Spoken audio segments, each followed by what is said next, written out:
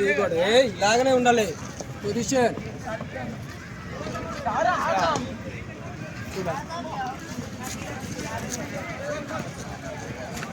Follow the whistle. First whistle, second, third. ఇక్కడే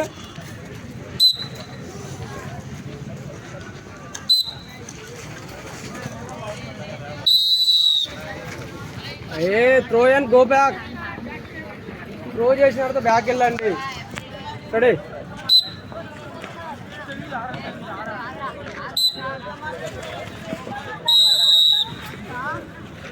okay, కంటిన్యూస్గా విజిలేస్తాను. 1 2 3 అంటాను.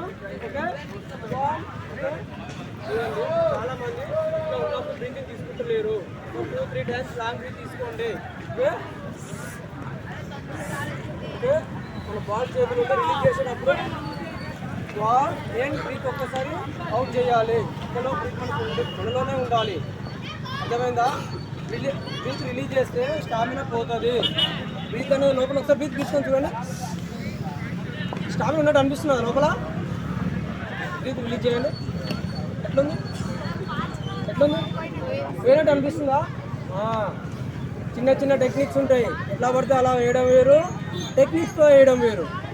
అదే మెరిట్ ఉంటే 7 పడ్డది. 4 మీటర్ మెరిటే కదా, ఒక 10 మార్క్స్ యాడ్ అవుతాయి కదా, మెరిట్ ఉంటాయి. అవునా కాదా? అదే ఫస్ట్ ఓన్లీ చాలా చేసిన డబ్బు అయినా పర్ఫెక్ట్గా చేయండి. మన బాల్ మన చేతులు ఉన్నదనుకొని ఇట్టే చేయండి. అంటే ఫాస్ట్ వేస్తాను వినండి. ఫస్ట్ విజిల్ ఇలా ఉండదు. ఒక 2 టైమ్స్ ఆగండి. ఇట్లా స్టెప్ అండ్ ఫినిష్. రెడీ.